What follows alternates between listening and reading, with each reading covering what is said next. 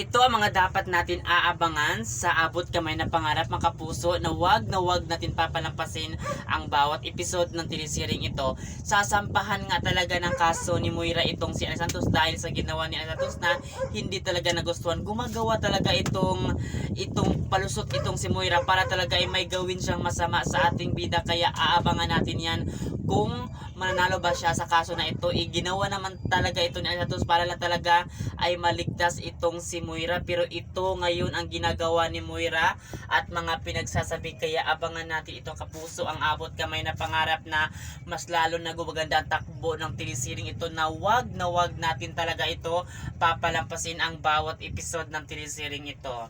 Ito nga si Moira, gagawa talaga siya ng bagay na ikakagulo at ikakapahamak ng ating bida. Wala talaga siyang utang na loob, na imbes magpasalamat siya dito kasi kung hindi dahil kay Annalyn ay wala na siya sa mundo, pero wala itong puso wala itong konsensya, wala itong utang na loob na meron siya. Kaya aabangan na lang talaga natin kung ano pa ba talaga ang malalaman ng mga bida tungkol sa mga pinakatatagong lihim ni Moira. Kaya abangan natin yan kasi nga malapit na talaga babalik ang Alatanyag at doon niya talaga mapagbayaran lahat ng mga kasama na ginawa niya, lalo na sa plano niya ito ngayon kay Ana Santos. Kaya yan ang abangan natin dito, mga kapuso, sa Abot Kamay na Pangarap, na mas lalo na gumaganda ang takbo ng teleseryeng ito. Paano na lang kaya ang ating bida kung talagang tuluyan ng ipakulong ni Moira itong si Annalyn Santos? Kaya yan ang aabangan natin dito sa Abot Kamay na Pangarap, mga kapuso, at yan ay wag natin papalampasin. At yun lang,